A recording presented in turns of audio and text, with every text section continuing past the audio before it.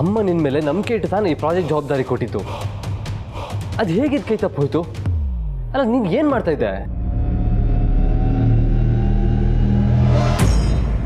ಲಾಭ ಇದೆ ಬಿಸ್ನೆಸ್ ಮಾಡೋಕ್ಕಾಗತ್ತಾ? ಈ ಡೈಲಾಗ್ನ ಉಡಾಫೆಯಿಂದ ಹೇಳೋ ಮಗು.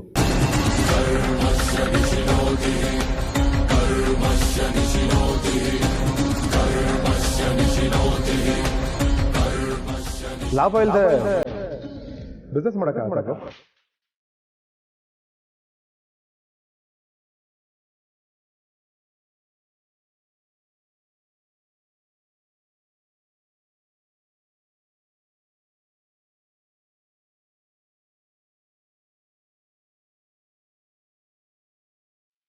ಪ್ರೀತು, ನೀನ್ ಯಾವಾಗ್ಲಿಂದ ಮನಿ ಮೈಂಡೆಡ್ ಆದೆ? ಈ ಕೆಲಸನ ನಾವು ಲಾಭಕ್ಕೋಸ್ಕರ ಮಾಡ್ತಾ ಇಲ್ಲ, ನಿಸ್ವಾರ್ಥವಾಗಿ ಲಾಭದ ಆಸೆ ಇಲ್ಲದೆ ಮಾಡ್ತಾ ಇದ್ದೀವಿ ಅಂತ ನಿನಗೆ ಗೊತ್ತು ತಾನೆ? ಹಣ ತಗೊಂಡು ಕೆಲಸ ಮಾಡಿದ್ರೆ ಅದು ಸೇವೆ ಆಗೋದಿಲ್ಲ. ಲಾಭದ ಆಸೆನ ಬಿಟ್ಟು ನಿಸ್ವಾರ್ಥವಾಗಿ ಮಾಡಿದ್ರೆ ಮಾತ್ರ ಅದು ಸೇವೆ ಅನ್ನಿಸ್ಕೊಳ್ಳುತ್ತೆ. ಇದನ್ನೆಲ್ಲ ನಿನಗೆ ನಾನು ಹೇಳಿದ್ನಲ್ಲ ಪ್ರೀತು. ನಿನ್ನಿಂದ ಈ ಜವಾಬ್ದಾರಿನ ನಿರ್ವಹಿಸೋದಕ್ಕೆ ಸಾಧ್ಯ ಆಗುತ್ತೋ ಇಲ್ವೋ ಅಂತ ಕೇಳಿ ನೀನು ಒಪ್ಕೊಂಡ್ಮೇಲೆ ತಾನೇ ಈ ಜವಾಬ್ದಾರಿನ ನಿನಗೆ ವಹಿಸಿದ್ದು. ಮತ್ತ್ಯಾಕೆ ಹೀಗೆ ಮಾಡಿದೆ ಪ್ರೀತು?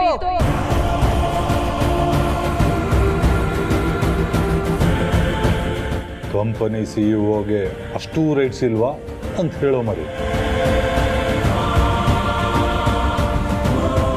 ಹೇಳ್ತೀಯಾ ಇಲ್ಲ? ಕಂಪನಿ ಸಿಇಒ ನಾನು, ನಂಗಷ್ಟು ರೈಟ್ಸ್ ಇಲ್ವಾ?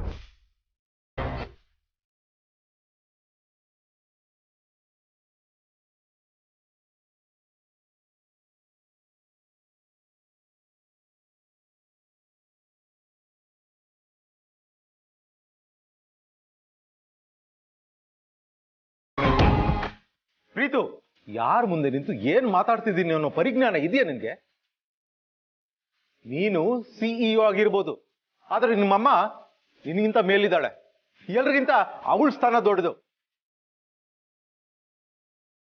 ಯಾವುದೇ ಮುಖ್ಯವಾದ ನಿರ್ಧಾರ ತಗೊಳಕ್ ಮುಂಚೆ ಅವಳನ್ನ ಕನ್ಸಲ್ಟ್ ಮಾಡಬೇಕು, ಪರ್ಮಿಷನ್ ತಗೋಬೇಕು ಅನ್ನೋದು ನಿನ್ ಗೊತ್ತಿಲ್ವಾ?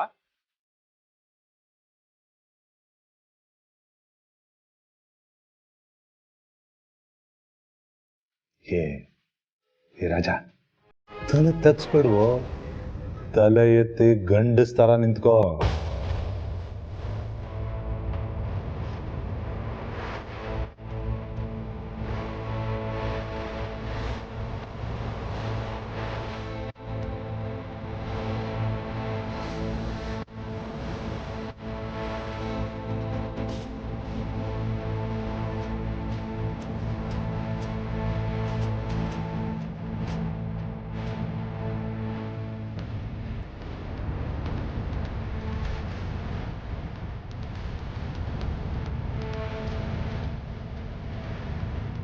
ಪ್ರೀತು,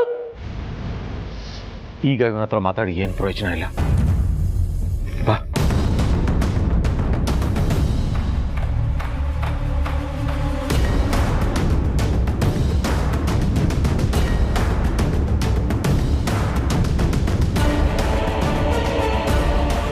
ಪ್ರೀತು,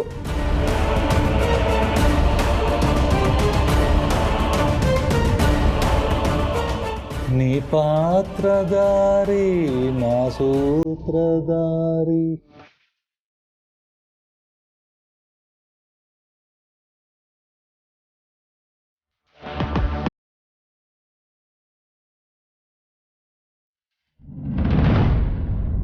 ಅಖಿಲ, ಈಗ ಸ್ವಲ್ಪ ಸಮಾಧಾನವಾಗಿರೋ.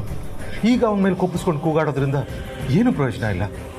ಅಲ್ಲ ರಘು, ಬಿಸ್ನೆಸ್ನಲ್ಲಿ ಸೇವೆ ಅಂತ ಬಂದಾಗ ಅಂಥ ವಿಷಯಗಳಲ್ಲಿ ನಾವು ಎಷ್ಟು ಪರ್ಫೆಕ್ಟ್ ಆಗಿರ್ತೀವಿ, ಎಷ್ಟು ಡಿಫ್ರೆಂಟ್ ಆಗಿರ್ತೀವಿ ಅಂತ ಅವನಿಗೆ ಗೊತ್ತಿದೆ ತಾನೆ. ಮತ್ತ್ಯಾಕೆ ಹೀಗೆ ಮಾಡ್ದ ಅವನು? ನಮ್ಮ ಉದ್ದೇಶ ಅವನಿಗೆ ಯಾಕೆ ಅರ್ಥ ಆಗ್ತಿಲ್ಲ ರಘು?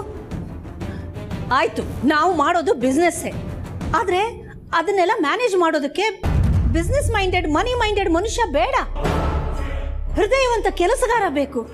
ಈ ಪ್ರೀತು ಯಾಕೆ ಹೀಗೆ ದುಡ್ಡಿನ ಹಿಂದೆ ಬಿದ್ದಿದ್ದಾನೆ? ಮೊದಲೇ ಅವನ ಗ್ರಹಗತಿ ಚೆನ್ನಾಗಿಲ್ಲ ಅಂತ ಗುರುಗಳು ಹೇಳಿದ್ರು. ಅದಕ್ಕೆ ಬೇಕಾಗುವಂಥ ಸೇವೆ ಎಲ್ಲ ಮಾಡಿದ್ದು ಆಯಿತು. ಒಂದು ಸ್ವಲ್ಪ ದಿವಸ ಚೆನ್ನಾಗೇ ಇದ್ದ, ಮತ್ತೆ ಯಾಕೆ ಹೀಗೆ ಆಡ್ತಿದ್ದಾನೆ ಅಂತಾನೆ ಅರ್ಥ ಆಗ್ತಿಲ್ಲ. ಅವನು ಮುಂಚೆ ಇರ್ತಾ ಇದ್ದ ರೀತಿ ನೋಡಿದ್ರೆ ಈಗ ಅವನಿಗೆ ತುಂಬಾ ಮ್ಯಾಚುರಿಟಿ ಬಂದಿದೆ, ಬದಲಾಗಿದ್ದಾನೆ ಅಂತ ಅನ್ಕೊಂಡಿದ್ದೆ. ನೋ, ಅವನು ಏನು ಬದಲಾಗಿಲ್ಲ, ಹಾಗೆ ಇದ್ದಾನೆ. ಬಡ ಜನರಿಗೆ ಮನೆ ಕಟ್ಟಿಸ್ಕೊಡೋ ಈ ಟೆಂಡರು ಬರೀ ಕೆಲಸ, ಕಮಿಟ್ಮೆಂಟ್ ಆಗಿರ್ಲಿಲ್ಲ ರಘು. ಮನಸ್ಸಿಗೆ ತುಂಬಾ ಖುಷಿ ಕೊಡುವಂಥ ಕೆಲಸ ಆಗಿತ್ತು.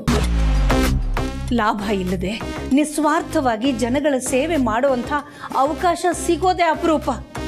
ಅಂಥದ್ರಲ್ಲಿ ಇವನು ಲಾಭ ಹುಡುಕಕ್ ನೋಡ್ತಿದ್ದಾನಲ್ಲ. ಛೇ, ಏನ್ ಕಡಿಮೆ ಆಗಿತ್ತು ಇವನಿಗೆ? ಈ ಪ್ರೀತು ನಮ್ಮ ಮಗನ.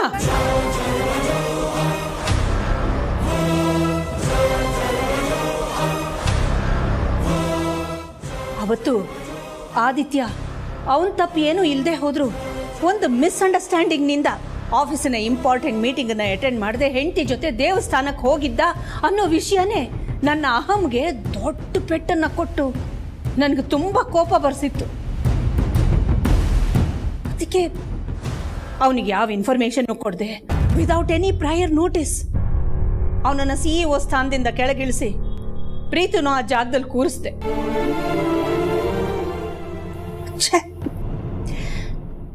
ಆದ್ರೀಗ ಅದೇ ನಾನು ಮಾಡಿದ ದೊಡ್ಡ ತಪ್ಪು ಅಂತ ಅನ್ನಿಸ್ತಿದೆ.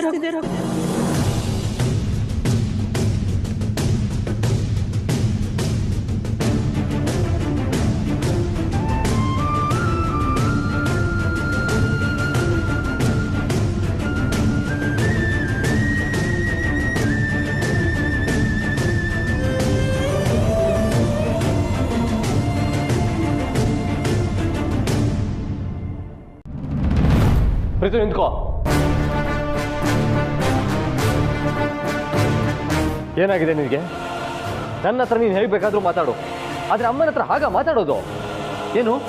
ನಿನಗೆ ಅರಮನೆ ಸಿಂಹಾಸನ ಸಿಕ್ಕಿದೆ ಅಂತ ಅನ್ಕೊಂಡಿದ್ಯಾ? ಒಂದು ಸತ್ಯ ತಿಳ್ಕೋ ಪ್ರೀತು, ಇಲ್ಲಿ ಯಾವ ಸೀಟು ಯಾವ ಪೋಸ್ಟು ಪರ್ಮನೆಂಟ್ ಅಲ್ಲ. ಮನುಷ್ಯನ ಬದುಕೆ ಗ್ಯಾರಂಟಿ ಇಲ್ಲ, ಅಂಥದ್ರಲ್ಲಿ ಅವ್ನು ಮಾಡೋ ಕೆಲಸ ಗ್ಯಾರಂಟಿ ಇದೆಯಾ?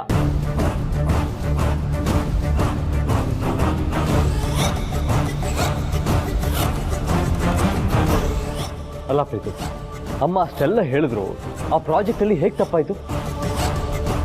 ಆ ಟೆಂಡರ್ ಏನಾದರೂ ನಮ್ಗೆ ಸಿಕ್ಕಿದಿದ್ರೆ ಎಷ್ಟೋ ಜನ ಬಡವರಿಗೆ ಮನೆ ಕಟ್ಟಿಸ್ಕೊಟ್ಟು ಅವ್ರಿಗೆ ಸಹಾಯ ಆಗೋ ಥರ ಮಾಡಬಹುದಾಗಿತ್ತು. ಆ ದೇವರು ನಮಗೆ ಸಾಕಷ್ಟು ಕೊಟ್ಟಿದ್ದಾನೆ ಪ್ರೀತು. ಸಿಕ್ಕಿದ್ರಲ್ಲಿ ಇರೋದ್ರಲ್ಲಿ ಸಂತೋಷ ಪಡಬೇಕು. ಅದನ್ನ ಬಿಟ್ಟು ಅತಿ ಆಸೆ ಪಟ್ಟರೆ ಆಗೋದು ಅನಾಹುತ.